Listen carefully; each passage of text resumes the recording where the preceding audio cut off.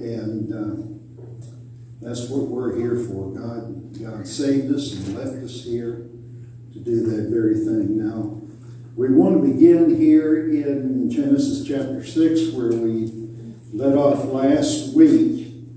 And last week we went through, to a pretty good extent, the discovery that everything up to this point, and including these chapters and chapters to come, are those which pertain to mankind, those God created in the beginning and made to honor and worship and fellowship with Him. That's the purpose of man. When we get to chapter 6, there are those who like to put on some very fanciful glasses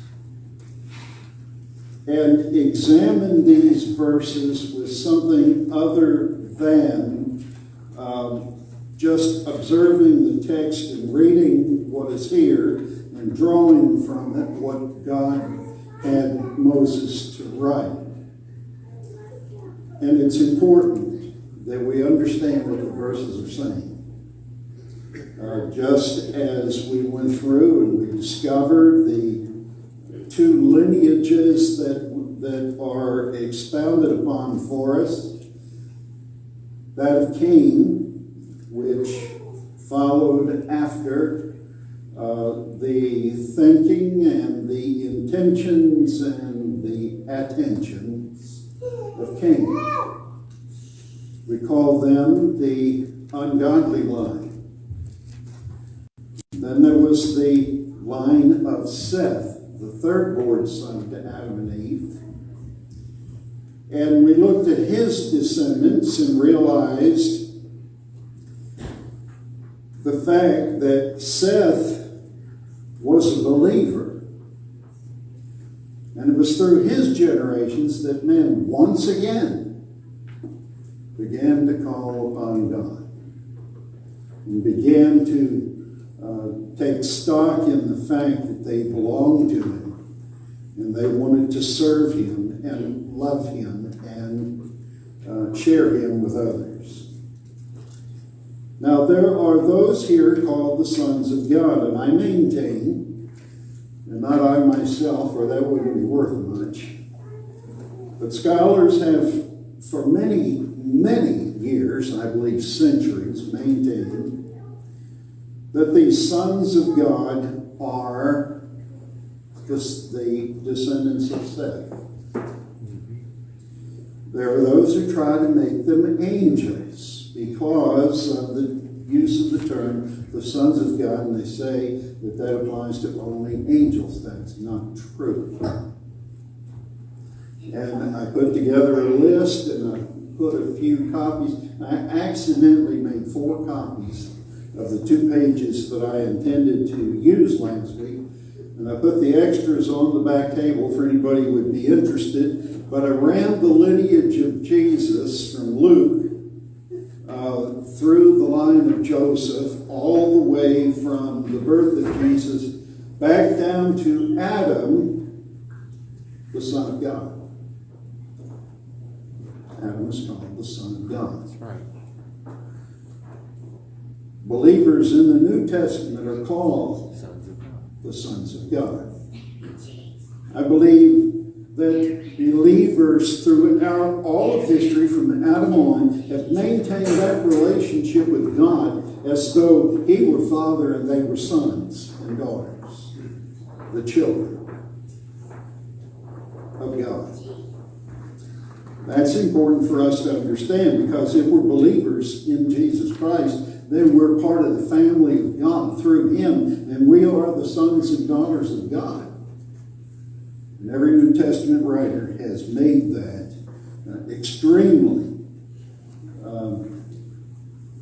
apparent, clear to us. Now I want to read a statement here. This is,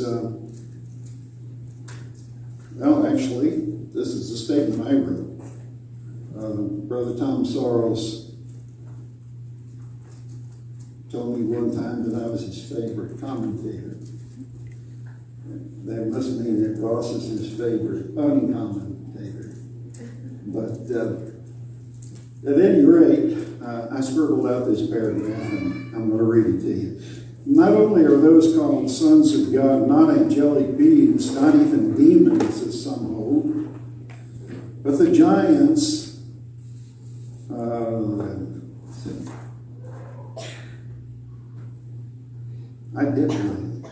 but the giants are probably not what we characteristically consider as giants in the conventional sense either. We have been conditioned by myths such as Jack and Beanstalk, Gulliver's Travels, to be able to think rationally on the subject.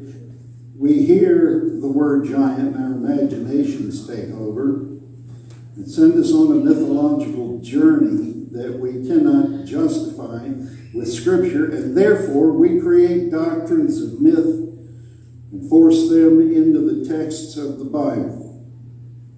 The Bible uses the term giants. Now, the reason I've introduced this is because those who hold that these sons of God were angelic also hold that they were giants and that they produced giants when they intermarried with the women of earth, which they do not do. We looked at that last week, and we mentioned the fact that in order to agree with that, we'd have to disagree with the Son of God, who said differently. And for me, way back when I was in Bible college, and I heard this argument the first time, and I realized what Jesus said, that settled it for me. That's right. That was it.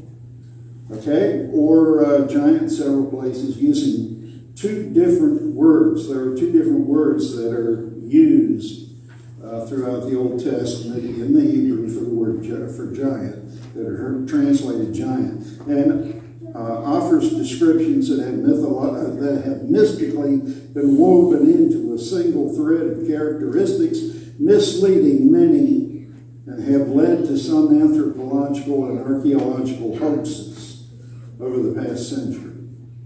These have chiefly been centered in the western states of the United States, predominantly in finds in caves in Utah. That's Mormon territory. Need we say anything more to realize that these doctrines of demons, that these errancies, these false statements have risen from the tenets of a false religion, as many other things have. They presume all the alleged, get that, all the alleged skeletal remains, which are on display nowhere, are in no museum. Supposedly, they were all gathered up and they're being held by the Smithsonian Institution and the United States government, so we won't know the truth about the early North American continent. However, the Smithsonian Institution is supposed to be a branch for study, research, and education of what's here, and they would have no logical reason to hide anything that was found buried in the ground. But we go on. They say that the skeletons they found in those caves have 6 fingers and toes, which is supposed to immediately send us to the conclusion that they were indeed bona fide giants. Okay? There are 2 scriptures regarding one man who may or may not have been a very large person who had 6 fingers and toes. That does not make a doctrine. And it doesn't paint a requirement for any finds that we have discovered. We're supposed to be able to find things in archaeology and anthropology and examine them against all of the written records and determine from that where they fit in. We don't take them and push them into the Bible. As I said before, that's eisegesis. We don't do eisegesis. We do exegesis. Eis means into, ex means out of. What we believe because we took it out of what God said. That's right. And as long as we follow that set of instructions or that idea, we're good stead. Now, Genesis 6, 1 and 2 does not do anything else except to describe for us the usual circumstance of human procreation. That's it. That's right. The sons of God and the daughters of man, that is primarily what is in view here, are the sons, but there are daughters of God too. Because of all of these generations, we listed 18 of them, all of whom lived a long time, an average of about 800 to 900 years, having children, sons and daughters that whole time, creating a very large population from which verses 1 and 2 make absolute sense. Okay, then we get down here to 3, and the Lord said, my spirit shall not always strive with man. Why? Because the daughters of men, the sons of men, seem to be producing at a much greater rate than the sons and daughters of God. Not only that, but there is an intermingling between the two. There is a compromise in understanding, and that leads to a compromise in beliefs, and that leads to a compromise in physical manifestations.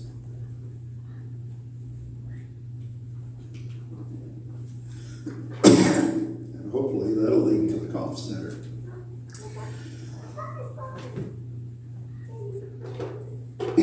Anyway, verse 3, God has given man 120 years to think it over,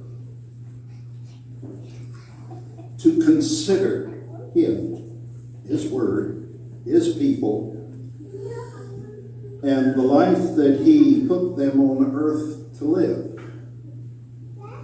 But they continue then to digress, to go in the wrong direction. And that leads to a greater scope of the sin of mankind leading away from God or moving away from God. So that at the end of 120 years, God has to keep his word and step in and cleanse the earth. I think he's going to wash it clean. Pun intended. He is going to send a great flood. Not a local flood, not a vast puddle. I wish it would have worked. I made an overhead projector slide, or I tried to, but my ink doesn't congeal very well on the slide. It worked at first. It looked really cool. But after about 2 or 3 days, the ink began to puddle and the ability to see what it's all about. The words seem to work, so we'll work on that for some future presentation. But the picture didn't. And it's an answer to this idea, and I'm going to end with this. It's an answer to the idea that what we are looking at in Genesis, if we look at anything in Genesis, because they don't like our source material, the people of the world, and they don't like our assertion that there is a God who created, and therefore they need to conform their image to his and not his to them. And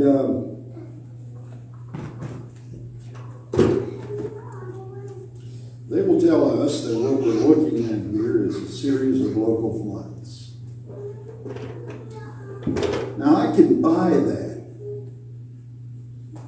if you don't count out a universal flood. Because when this thing began, there probably were a couple of 100 million local floods all over the earth until they all joined together and they became one real huge, universal, worldwide, total earth flood, which covered the highest mountains to 22.5 feet. And nothing that hath breath survived except for the 8 and the animals that were in the ark.